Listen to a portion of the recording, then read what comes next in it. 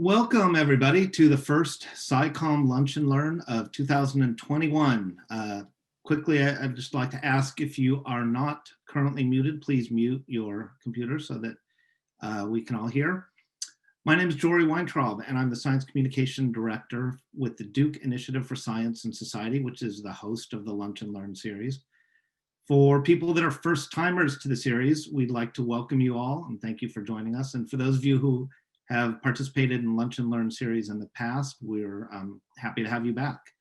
For those of you who don't know, the SciComm Lunch and Learn series is a monthly series we've been running for a couple years now, in which we explore interesting aspects of science communication in an informal setting, a sort of a science cafe type of setting, which means we generally strive to keep the formal part of the presentation to about 20 or 30 minutes and leave plenty of time for Q&A with the presenter.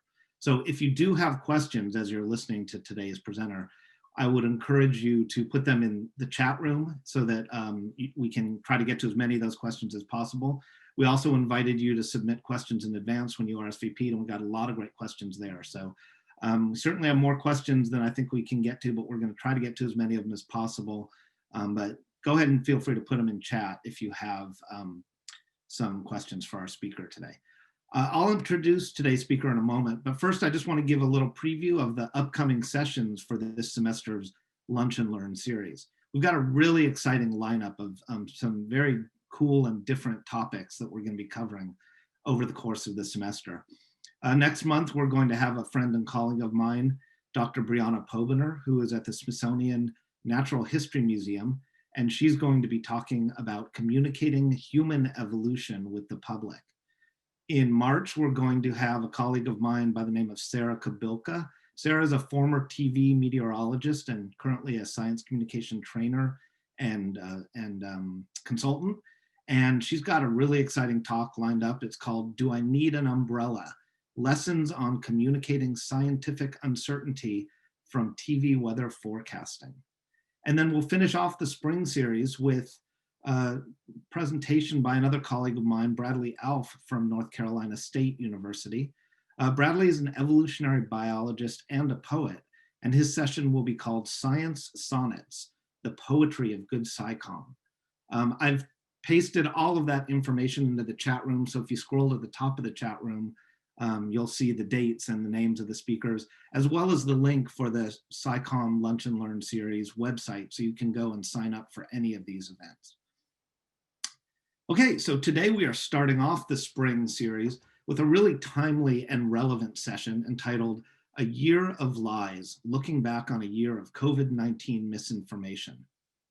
Our presenter today is Dr. Scott Brennen. Scott is a senior policy associate at the Center on Science and Technology Policy at Duke Science and Society. Scott is a communications scholar and specializes in dis- and misinformation, science communication, and technology policy. And I asked Scott if he could sum up a year's worth of science misinformation on the most relevant science topic of our generation in 20 minutes, which I realize is an impossible task, but I'm going to ask him to do it anyway, because as I said, I want to leave plenty of time for your questions. So with that, I would like to go ahead and invite Scott to unmute and turn on his video. And please take it away, Scott. Thank you for being here. Great, thanks, Jory. I'm so excited to be here and to chat with you all. So give me 1 second. I'm going to share my screen.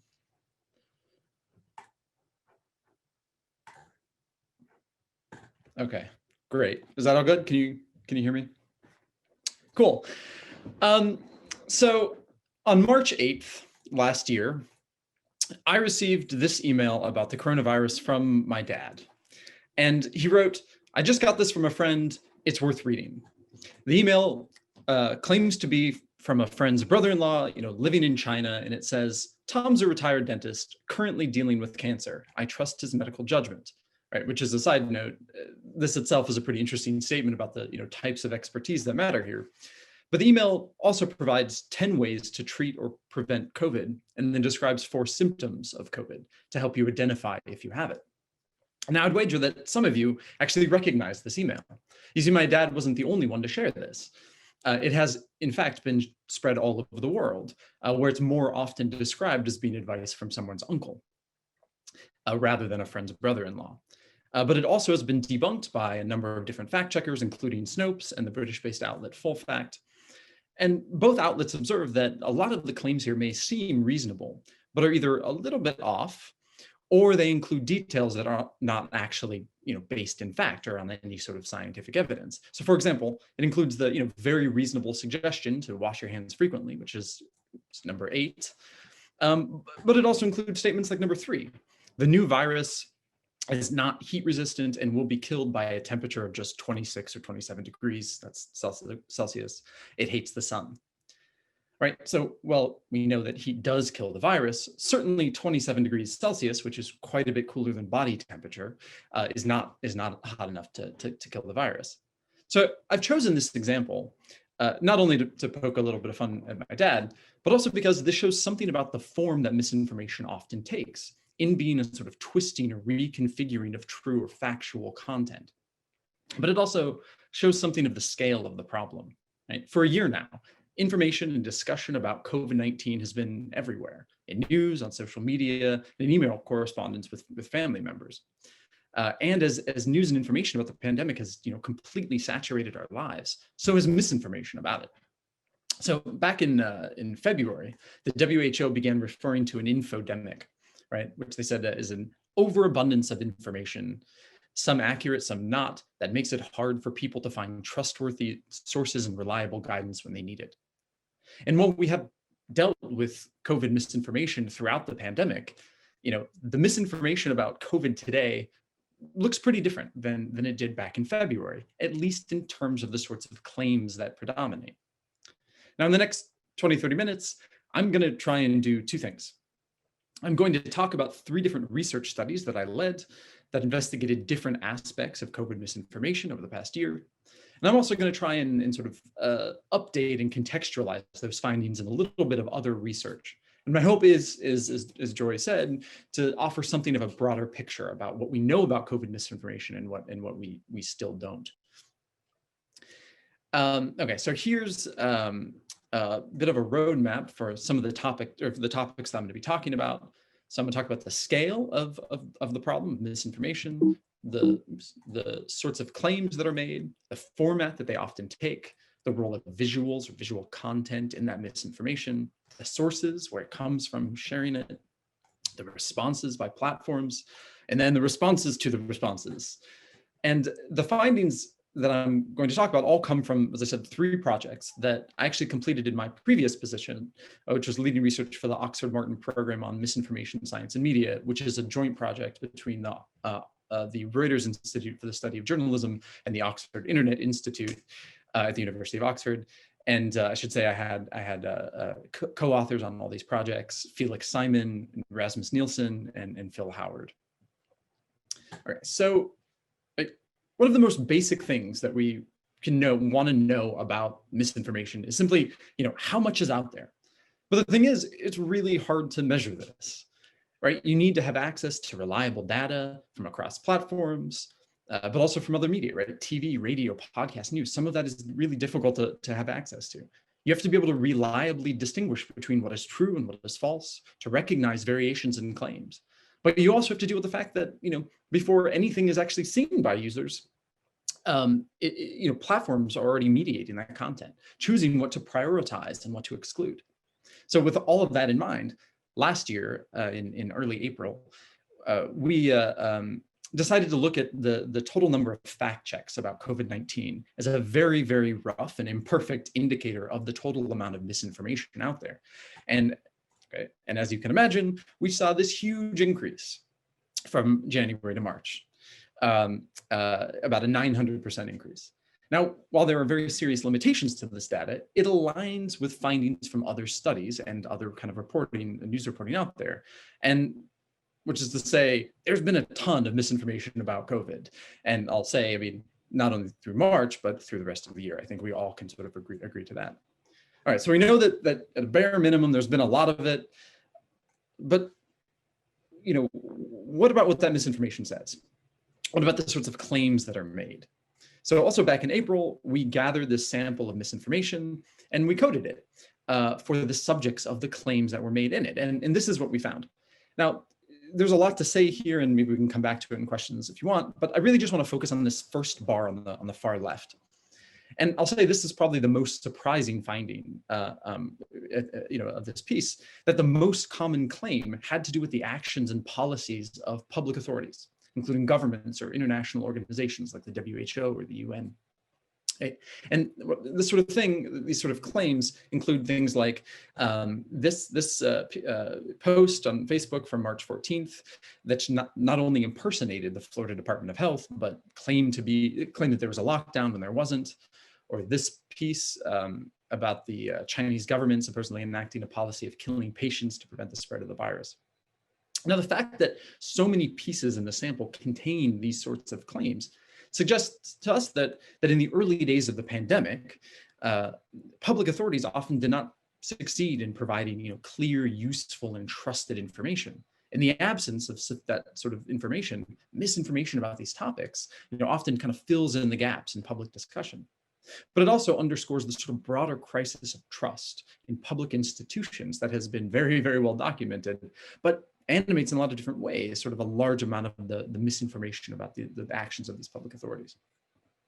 Now, after March, as the pandemic has gone on, other sorts of claims have become more prominent. Here's a study from First Draft, which actually extended our analysis and used our categories through the summer.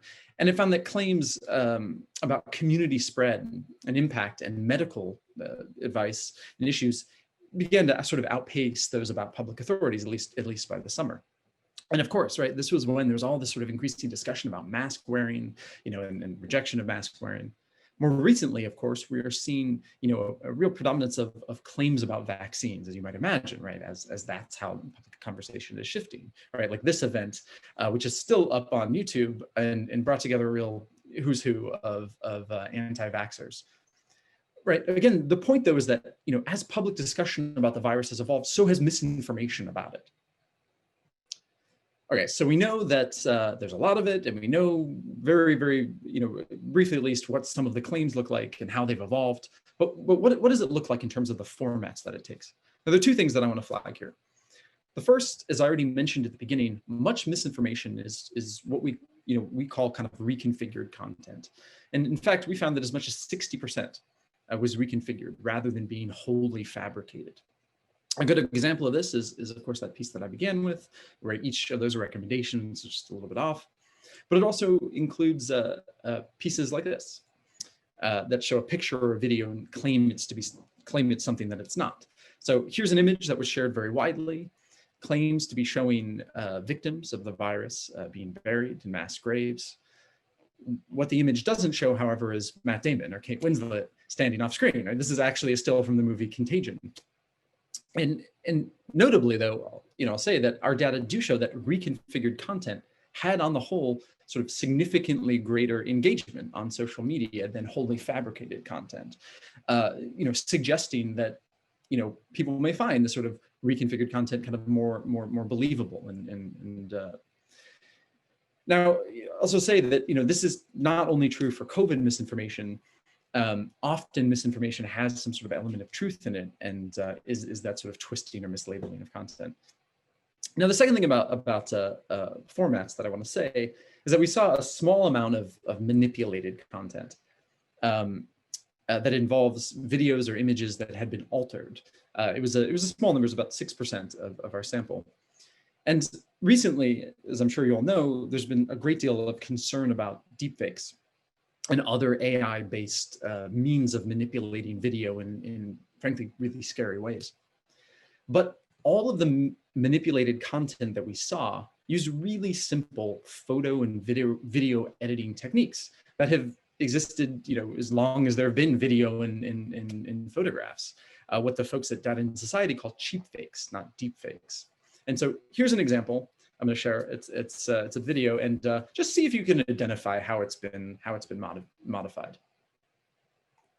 Scientists from the University of Queensland are confident they'll be able to develop a vaccine for the deadly coronavirus. The university has been asked by the Coalition for Epidemic Preparedness Innovations to develop a vaccine using UQ's recently developed rapid response technology.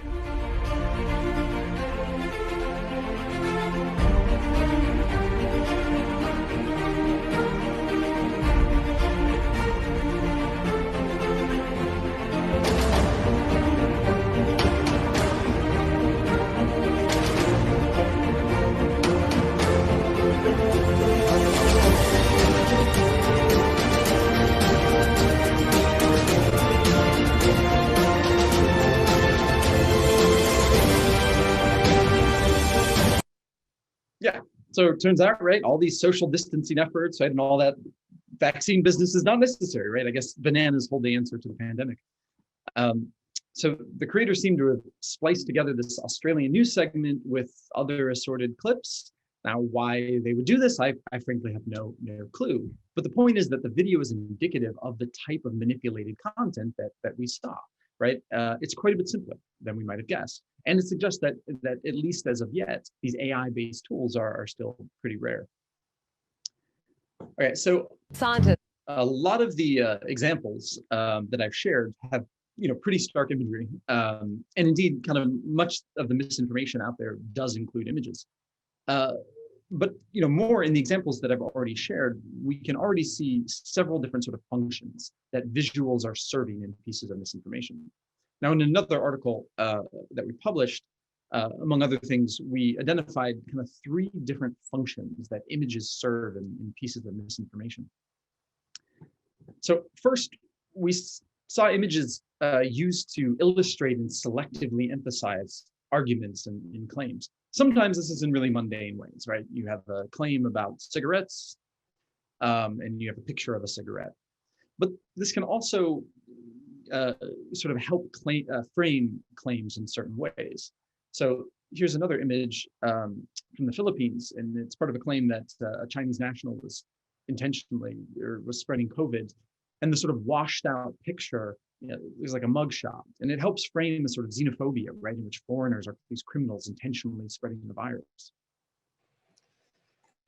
We also saw visuals, perhaps more interestingly, serving as evidence for claims, as sort of explicit proof for these sort of false claims. Now, in some cases, this will involve, misidentifying images as being something they're not, like the example from Contagion. And other times it involves manipulating content, passing it off as real. And here's a good example of this. So this rail tanker has been photoshopped to say COVID-19, to suggest that it carries, I don't know, units of COVID, I guess like a slurry or something, I don't know. And it's meant to furnish this, this direct evidence, not only of the virus being, intentionally transported across country lines, but of this larger global conspiracy. Finally, we saw visuals used to impersonate authorities. And again, in a small number of cases, visuals are used to sort of make it seem like claims are coming from authorities. So here's a counterfeit document that purports to be from the Office of the Secretary of the Department of Health in the Philippines. And this one's interesting because while it seems to share kind of reasonable information about the virus, at the end there, it actually kind of concludes by saying the exact opposite of what the Philippines government was actually recommending at that time in terms of going to the emergency room. But here, right, visuals like the logo, like the formatting, are lending this sort of credibility and legitimacy to the claims. Okay, so we know something about the types of claims made, about the formats they take, but what can we say about who's spreading it? Like, who's spreading all this? So first, and this is going to sound pretty obvious, right? But we saw evidence that misinformation about COVID is being spread both from the bottom up and from the top down, both from regular people, mostly on social media, and from prominent figures across platforms and media. And while we don't have the sort of detailed audience data that we really like about who is sharing it, there's indication that from the kind of bottom up side that COVID is not notably different from what we know about misinformation more generally. So for example, that a small number of people share much of the information out there, that partisans share more likely to share misinformation, and that older users are more often share misinformation than younger users. Now, that all being said, in our data, as I said, we saw that prominent people produced or spread 20% of the pieces of misinformation in the sample, and that's by number. And this ranges, right, from influencers, actors, tech entrepreneurs, and of course, politicians. But notably, the content shared by those prominent people actually accounted for nearly 70% of the total engagements, right, in the sample that we had data for. So that's to say, right, that these prominent people are sharing, a small percentage of the total pieces of misinformation, but they account for a very large percent of the total engagements. And of course, this isn't really surprising. And I'll just say, like, our data don't actually, this is just social media engagements. They don't include things like reach of news articles or TV coverage. And so it certainly underrepresents the true influence of some of these really, really prominent people. And of course, as the year has gone on, right, this has become very, very clear, right, how a small number of very prominent people have been responsible for sharing much of the misinformation about COVID. Of course, Trump, right, is the most prominent example here. But there are a small number of what others have called misinformation super spreaders, people in groups with these huge followings on social media that command a great deal of attention. And of course, this has really animated some of the effort around deplatforming some of these big spreaders. Now, one other notable source of misinformation that I really should mention is we've seen evidence that foreign governments are spreading misinformation about COVID, both covertly and through state-backed media channels. Now, perhaps most notably, Russia has been sort of continuing their persistent attack on legitimacy and trust by spreading just a mass of lies and fostering confusion and social division, often by trying to worsen existing social fractions, especially around race. Early on in the pandemic, they amplified all sorts of conspiracy theories that either downplayed the virus or linked it to the US or did other things. More recently, however, they've been actually attacking sort of non-Russian made vaccines, especially the Oxford AstraZeneca one, which they've referred to as like a monkey vaccine. And this is an image shared by Russian outlets. China also, though, they've been a bit more sort of targeted in what they do in terms of spreading misinformation. And often it's been sort of more lies about the origins of the virus, claims about the origins of the virus. Here's an investigation by the Global Times that claims the virus actually originated in Europe, I think in Spain, they say, not in China. Or they do a lot to sort of throw shade on how other countries have dealt with the pandemic.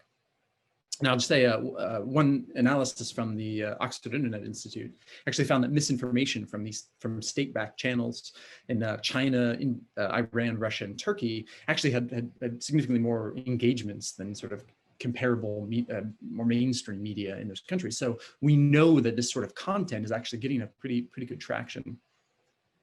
All right, that brings us to responses. So across the year, the different platforms have approached COVID-19 misinformation in different ways.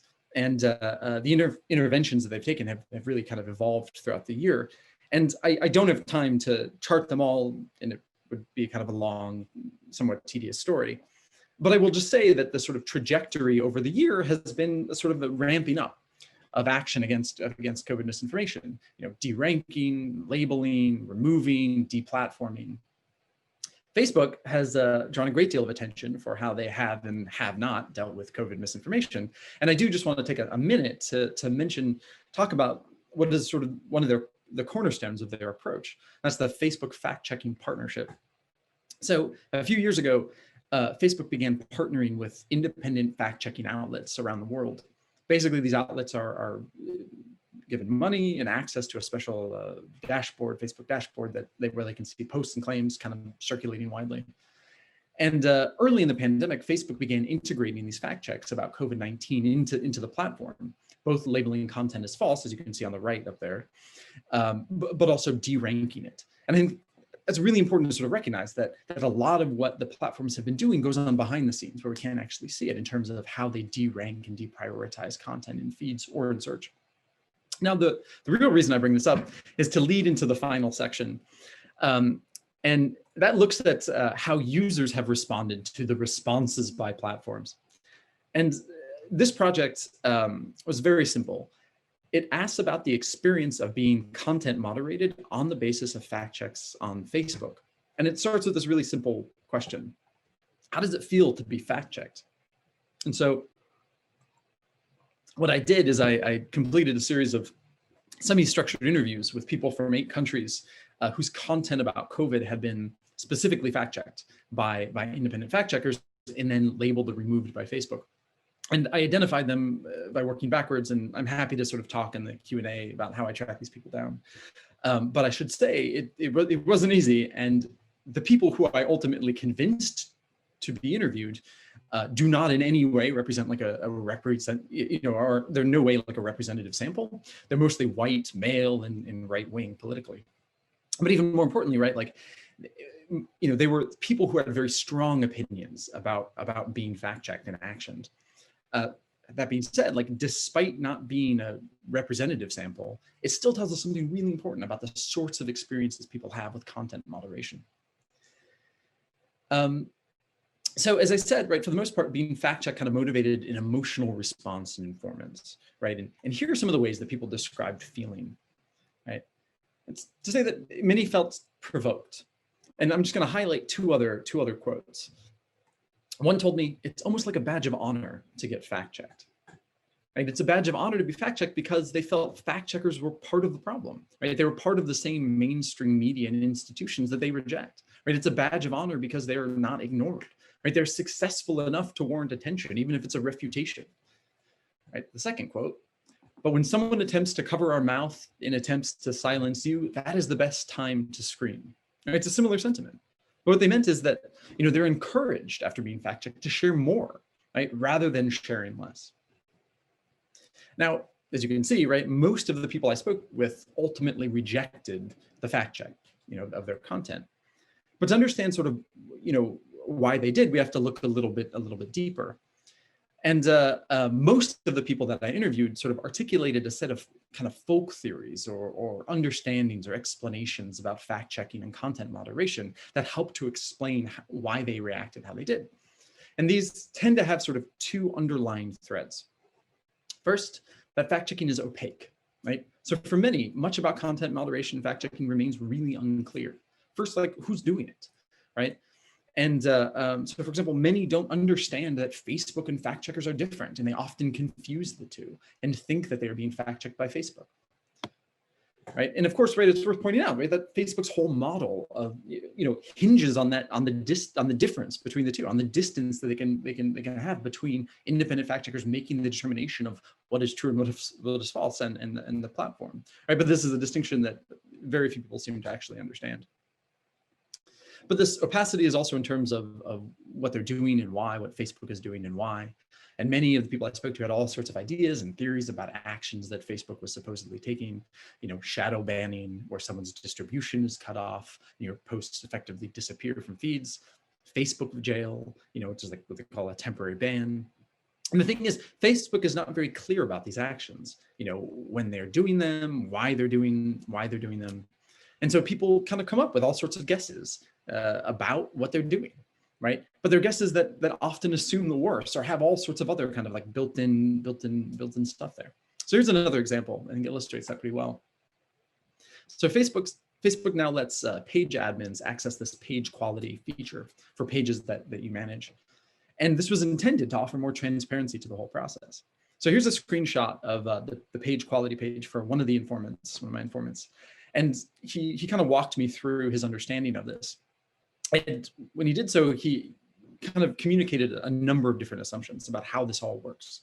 So first, he described every entry in the bottom left quadrant there as a strike. And he said that after receiving a certain number of strikes, his account would be suspended.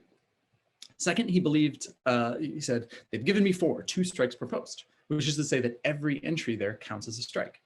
Third, he believed that after Facebook rejected an appeal he made of one of his decisions, they gave him an additional strike, and that they gave him a 7-day ban, right? And you can see that in the second entry there. It says decision made. While Facebook provided no explanation to him for the ban, he believed it was in direct response to appealing the decision, right? An action he interpreted as meant to discourage him from making future appeals. Now, with the information available, it's like totally unclear, if the entry under decision made does count as a strike, or even if there are strikes, even if Facebook, that's how it works, like Facebook is counting them. But this is certainly what the interviewee thought was going on and was this kind of key part of this whole sort of account of Facebook that he offered. Right, so the second kind of key theme running through behind these folk theories has to do with content moderation, fact check content being illegitimate. And there are kind of three kind of explanations that they offer for why it's illegitimate. First, that it's inconsistent, and they often interpret this inconsistency as bias, either against them personally or more often against groups with which they identify. And of course, that's most commonly is like politically biased. And in the US, UK, and Australia, for most people, they see it as an anti-conservative bias. And of course, right, in the US, the right has made a great deal of Facebook's supposed anti-conservative bias. In fact, at one point during this recent hearing, Jim Jordan, representative from Ohio, said, I will just cut to the chase. Big tech is out to get conservatives. That's not a suspicion. That's not a hunch. That's a fact. The second claim is that it's illegitimate because it doesn't work very well. Informants talk a lot about the sort of limitations of automated systems, either not working or being able to be manipulated by savvy users with like takedown groups. But they also talk about sort of the issues about how are you supposed to fact check when the scientific consensus is changing, right? As we've seen, it's somewhat changed, right, over the course of the year, right? Or where that binary determination between what is true and what is false is simply too simplistic, right? Many see fact checking and content moderation as far too blunt of instruments. Finally, maybe most interestingly, many believe that this sort of content moderation on the basis of fact checks is morally wrong. And they explain this in all number of ways. Appeals to the First Amendment, to ownership, right? So one told me, I have a right to post whatever I like. It's my Facebook. And, but also, sometimes there's kind of grander, more metaphysical concerns. One told me, in this life, I think lies are needed. It really shows that you're living and people are not ignorant. It makes that feeling that people are not ignorant. So life, it makes it interesting. Now, given their feelings about fact-checking and content moderation, informants describe sort of a series of tactics that they use to sort of try and limit content moderation or circumvent it. And these sort of approaches generally take two forms. One, they'll modify the content that they post to avoid being fact-checked. And often they did things like say, in my opinion, or they use coded language, dog whistles, right?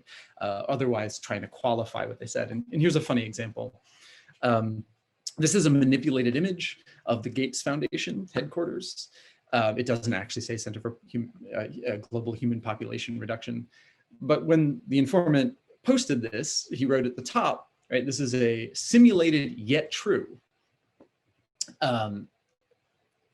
image, right? So to him, right, it's simulated, it's fake, but it speaks to a deeper truth. What's funny is when I interviewed him, he was incensed that Facebook would take this down, or I think they labeled it, right? He didn't understand. He said, I said that it was simulated, so why are they taking action against it? The other sort of broad way that they try and avoid this is circumnavigating moderation. I think that should be circumventing. And it's doing things like posting screenshots or trying to fool, in a way to sort of try and fool image detection systems, having multiple accounts or pages. Some of the bigger groups do this so that if one is blocked, they can switch to another. Or people even talked about going through and individually blocking fact checkers, like by name, like their personal accounts. Now, I should say, I saw absolutely no evidence that any of these tactics are in any way effective, but it doesn't mean, right, that users aren't continually trying to get around the fact checking and content moderation. Now, again, like given the strong feelings that people have, right, in a sense, it's notable that people continue to use it. And in fact, everyone I talked to is still a heavy Facebook user. But many that I spoke with said that they had sort of toyed with the idea of leaving Facebook. And kind of given what's going on right now, where we see a lot of people trying out some of these new, kind of right-wing platforms in the US at least, right? Parler, Gab, BitChute, MeWe, or encrypted messaging platforms like Telegram and Telegraph, Signal. It's notable, right? Like why the people I spoke to hadn't actually made the move. Like why had they stuck around Facebook? And mainly it was like two reasons. One, they said that other platforms just don't work very well. Like they describe these other platforms having bugs, being really slow. Like we saw, last week, Gab, they had so many people join them after the 6th that it basically crashed their servers, or having like really confusing interfaces. But more importantly, many told me that they continued to be on Facebook because that's where the conversation was, right? They wanted to be where more people were. And one leader of this political group in Australia, he told me this. He said, if the left are being boosted on Facebook, if the left are allowed to say whatever they like to say, why would they ever want to leave? If we go to another group because of freedom of speech, like Gab, freedom of speech, we can say pretty well anything we want there. We're in an echo chamber. We're not really being heard by the whole community. Right? So it's like, at least for these, for some political groups, the whole point is to sort of like reach out to new people and like convert them. And so why would they want to go to a right-wing only, community? All right, so I've covered a lot of ground here, I do want to just sort of quickly mark a couple things really quick that we still don't understand, right? Some of the big sort of remaining questions. Of course, like, there's a million things we don't understand about all of this, but here are just a couple key things that at least I think about. Perhaps the most notable missing piece here, right, in this presentation has been any discussion about effects of COVID misinformation. And to be frank, it's incredibly difficult to sort of assess the effect of any piece of misinformation, or really any piece of communication more generally. But it's a problem, right? Because this is what we actually care about. This is the thing that we care about. We want to know, does misinformation actually, does it actually have meaningful impact on people in the world? We still don't really understand how it spreads across smaller platforms, right? Often we have data about Facebook, Twitter, and YouTube, but that's it. And we have very, very little understanding of what's going on in encrypted messaging services. You can understand why, right? Third, we don't really understand, or we have some sort of sense that social media and traditional media work to amplify each other in complicated ways, but we still need a better sort of understanding of how that happens. Similarly, we don't really understand who creates it, right? We understand who spreads it, who shares it, but it's really hard to trace back pieces of content to their origin.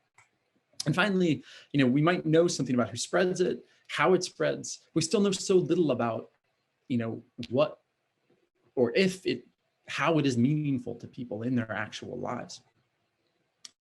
All right, so, but rather than end on what we don't know, I do want to just circle back around and pull out a couple of the big takeaways here from what I've talked about. This is not exhaustive in any way, and certainly not, not even of like what the little bit that I've talked about today. But I guess these are just a couple of the key things that I kind of hope you take away from this talk. First, misinformation comes from the top. Right? This has been made very, very clear recently. Two, misinformation is often reconfigured, right? Partly true, mislabeled, tweaked, twisted. Right? Misinformation is defined by its falseness, right? That being said, it is often less about information. Right? It's less about how it convinces people to change their minds and more about identity, about politics, culture, trust, and race too. Right? And finally, there is no single problem of misinformation. Right? There are many different problems of misinformation, even about COVID-19. There are many different reasons people share it. It is found in many different locations. Russian-backed misinformation is a different problem than belief in conspiracy theories, than information holes in the early part of the pandemic. Right? This is why I actually think that the word infodemic is a poor name. It makes it seem like there's only one problem, right? And the danger of seeing misinformation as a unitary problem is that we might imagine that there's a single solution or a single answer, but there's no silver bullet. There's no inoculation, right? There's no cure for misinformation about the coronavirus. There's no banana. Instead, we face a difficult and ever-evolving set of problems that will require us not just to limit the spread of misinformation, but to address the underlying forces that make it compelling, that make it meaningful in people's lives. All right, that's it. Thank you very much. We're super excited to sort of hear your questions and keep talking about this.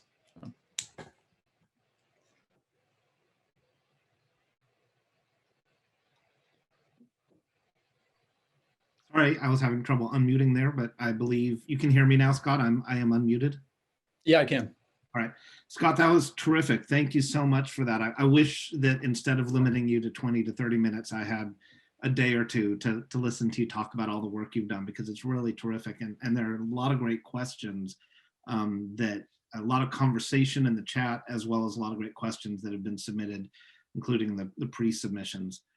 Great. At the end there, you touched on something which I thought was really interesting, and you and I talked a little bit about this beforehand, that you weren't really going to have time to go into it in depth, but we did get a really relevant question, and it's one that I think I want to start with, which is the idea of underrepresented voices and people who are underrepresented and maybe underserved in society, and what role they play in all of this, and how can those underrepresented voices become heard throughout society?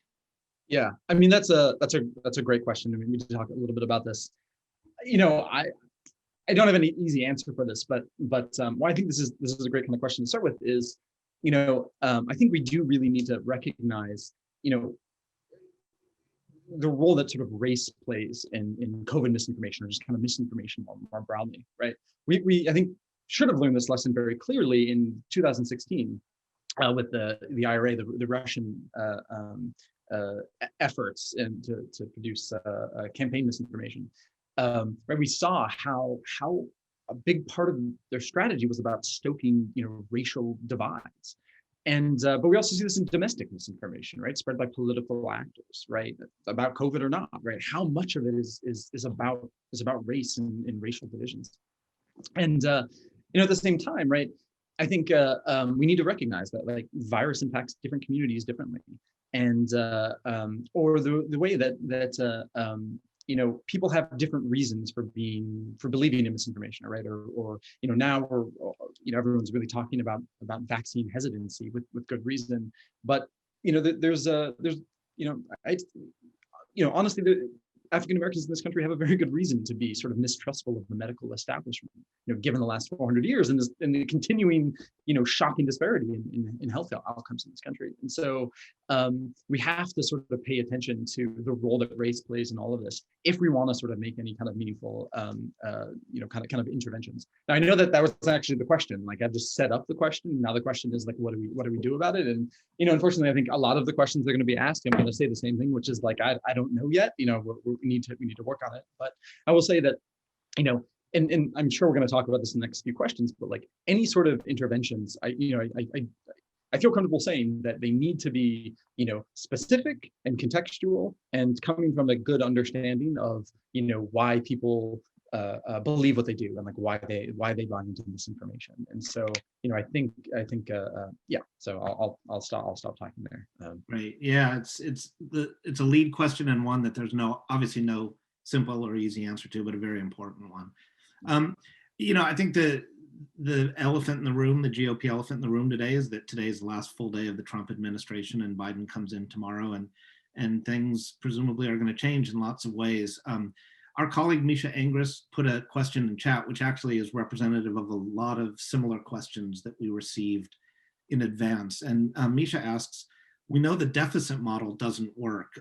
So how would you counsel the new Office of Science and Technology Policy to undo the damage to both science and the perception of science of the last 4 years? And for people who might not know, let me just clarify. The deficit model is a concept in science communication, which essentially just says that, you know, assuming that people's lack of understanding of science or acceptance of science is based purely on the fact that we don't tell them enough about it, and if we simply give them more information, then they'll understand it. You know, there have been lots of studies that have shown that that's not the answer, and it doesn't work that way. It's not as simple as simply giving people more information, because there are all these confirmation biases and things like that. So given all of that, you know, where does Biden go tomorrow? How does he start to undo all of this?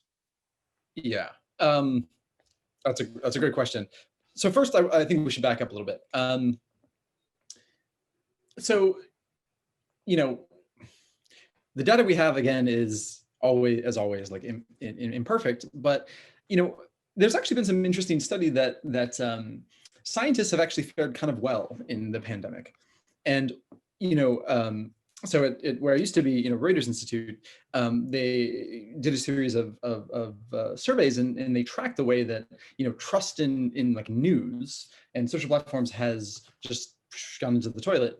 But some of the other evidence seems to be that people have really continued to trust scientists and scientific experts. And in fact, I mean, kind of more broadly, this has been a kind of persistent finding, trying to make sense of the sort of crisis in trust more generally, that scientists and scientific organizations have actually managed to hold on to a little more trust than other institutions, again, like news, which is really, really struggling in that sense.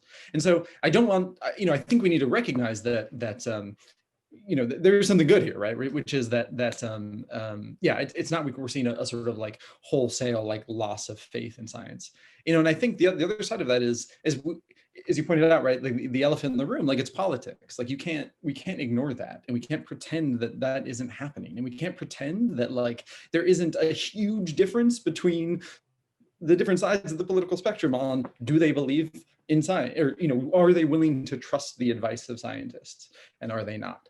So that being said, what would I counsel as far as the deficit model, right? Like, so I mean, in science communication, like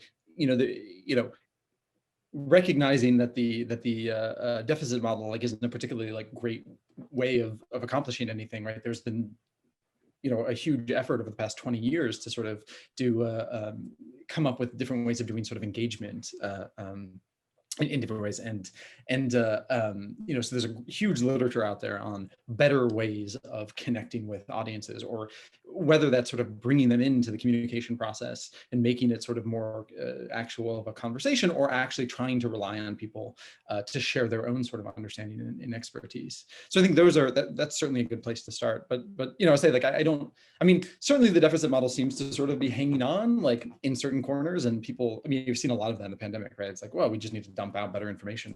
I mean, Facebook's a great example of that, right? Like for a long time, like one of the big things that they were saying that they were doing was like, oh, we have like a coronavirus information center. It's like, okay, like what's that going to do? Like a couple of links on the homepage.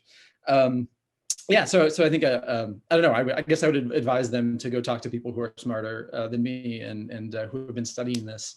And there's a lot of sort of great resources for ways to sort of get communities involved more actively in talking about some of these problems. Great. I want to shift a little bit and talk about social media.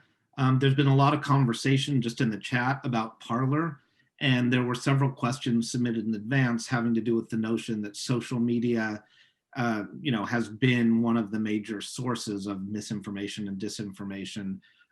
So I'd like to ask you a couple of things. One, do you believe that social media can be counteracted to actually promote good information and counteract the bad information that's out there, or is it just a lost cause at this point? And then can you talk just a little bit about Parler and where this all fits into this? Sure. Yeah, those are great questions. So I'll get to Parler in a second. I think so. Okay.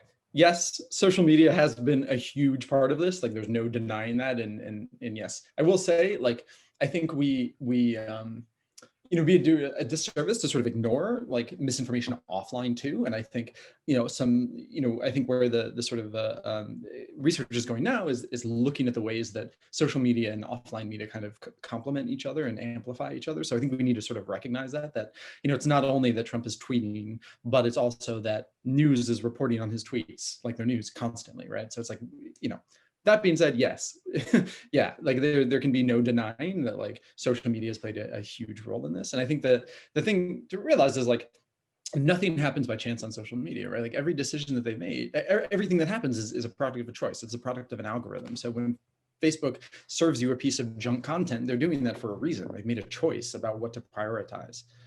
There's a reason that it does that, right? I mean, this has been talked about a lot, but like people, like it serves you junk content because people click on it. It's a reliable source of engagement. And I mean, YouTube had a huge problem with this, which they've, I think, sort of tried to correct, where, by just trying to sort of maximize the number of minutes people spend on, they were suggesting like crazier and crazier fringe content. But that being said, I think, I certainly don't think that like that social media is all bad and we just need to like burn it all to the ground and go back to reading our hard copies of the newspaper. Although, I mean, sure, I guess we could do that. But I think there's actually something really promising about, so to go back to the last question, right, about like what are we supposed to do, right, if the deficit model doesn't work? I mean, I think the answer is, better sort of community engagement. And I think there's a real opportunity in people listen to people they know, right? That's where there's still trust remaining. It's like, I trust people in my social network. And so there's actually a great opportunity that we can use social media to sort of help spread positive messaging. I think, I mean, everyone is saying a lot of bad things about social media now, and that's definitely justified. But like, we can't forget that like social media does some good things too about like helping build community. And so I think there are some opportunities there. So about Parler, yeah, it's fascinating. Yeah, I don't know what to say. I mean, there's a lot to say about Parler, I guess. My take in just a couple minutes, because I want to leave some other time for questions. But it's fascinating to sort of see Amazon kind of flex their muscles on when AWS kicked them off. It's like I feel like AWS hadn't really been part of the conversation about like the power of tech companies here. So it's been kind of fascinating to see the infrastructure start to speak and like say, oh no, we actually have a huge amount of power in all of this.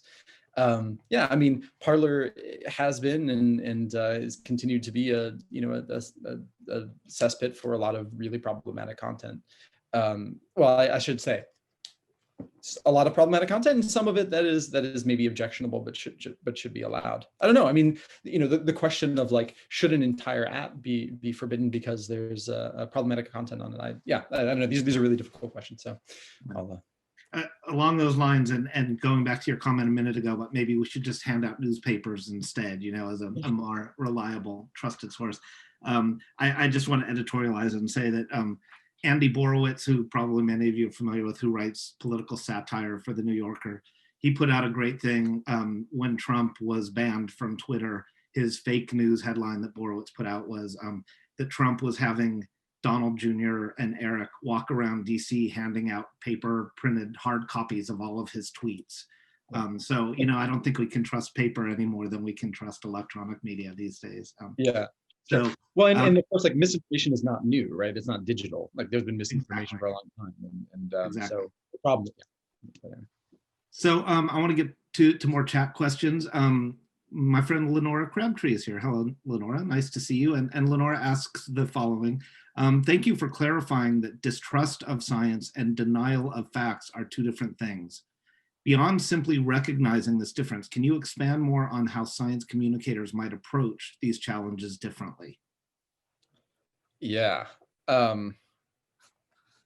Okay, that's a good hard question, and I'm not sure I have a good answer to this, but I will talk a little bit more about that distinction, because I think you're absolutely smart, like you're absolutely right to sort of put that out in, and this is actually something that's really fascinated me is I think there's actually a lot of distinctions to be made here. So I'll say one of the sort of long-term projects that I've been working on for a while now is this big study of anti-5G activism in the UK. And what's always fascinated me about that is you have a group of people who rejects the scientific consensus about the harms of 5G, but they often, and I'm not talking about the radical conspiracy fringes of that, which are like all the radical conspiracy fringes, but there's this movement of people who see themselves as sort of environmental activists. It's just they're working against radiation pollution, and so in their advocacy, they use a lot of, they appeal to science, scientific research, scientific articles. A slightly more like absurd sort of example of this is the flat Earth movement, right? There's that documentary, I don't know if anyone saw it on Facebook, but on Netflix, and it was like they showed people like flat earthers trying to run scientific experiments, and then the scientific experiments show that the Earth is not flat. So anyway, there's something very bizarre about people believing in science in some abstract sense, but not believing scientists, I guess, or scientific institutions. That, of course, is something different, right? Than as we just talked about a minute ago, where like actually some scientific institutions people still begin to trust, hold on to trust. So that is a great question, and I don't have a better answer for you as far as like how a science communicator should sort of like thread that needle, like walk that tightrope about but I think what needs to sort of come is I guess the research for me is going to say like, well, we need more research to really sort of like tease out what it is that people have less trust in. I think that's the sort of best path forward, and I know that's a sort of a punting on the question, but. Well, we are almost out of time. I think we have time for maybe one more question, and hopefully this one will be not one of these questions that there's really no good answer to, but it was a question that was submitted in advance, and it basically states that a lot of misinformation comes up in casual conversation. And what I think is meant by that is not these, public figures putting things out via Twitter or on Facebook, but going back to the way you opened this whole thing, you're talking to family or friends, and they share information that's inaccurate or incorrect. And I assume mostly inadvertently and naively, but with good intentions. So just sort of to wrap up, for those of us who are talking to our family or our friends and hear this and want to address misconception or misinformation, can you give us 2 or 3 sort of tips or pointers or strategies for ways to do it effectively? Yeah, sure. Well, really quick, I'll just say, to go back to what I said before about like there being many different problems. And so if the people you're trying to talk to are like, I hate to use this term, like radicalized, they're conspiracy theorists, like I think you need to lower your expectations. So, that being said, I think a general, in what I've sort of seen out there and sort of good recommendations on this sort of thing are, you want to approach this with empathy, and this actually kind of goes back to this last project that I talked about, just sort of like, as mostly a qualitative scholar, like I believe in the value in trying to understand and take seriously what people are saying, even when it goes against the mainstream consensus, not because it is true, but because it's helpful to understand the reasons that people believe things. And so I think in talking to your your family, like you don't want to, you don't want to sort of reject it offhand and be dismissive. No one reacts well to that, right? You have to sort of come at it with empathy and try to understand like why they believe what they believe, and make it more of a conversation where you're actually willing to sort of listen to them, right? Like, I don't know about you, but like for me, if someone just starts like spouting facts at me and tells me I'm wrong, like I'm not going to believe them. Like it doesn't, maybe the next day I'll like sit down and think about it, but like, so I think just trying to approach it and actually have a conversation, approaching people with empathy and being willing to sort of listen to what they're saying. That being said, right, like if they're the crazy conspiracy theorists, like I don't know, maybe just don't even try. I don't know. Yeah, that's a lot harder. So. Well, that's great. Unfortunately, we are out of time. We of course didn't get to all the questions, but I want to thank everyone for connecting and tuning in, and for all the great questions and the chat, the discussions in chat. And mostly, Scott, I want to thank you for a terrific, really informative, thought-provoking session. Really enjoyed it, and it was a great way to kick off this semester's series of SciComm Lunch and Learns.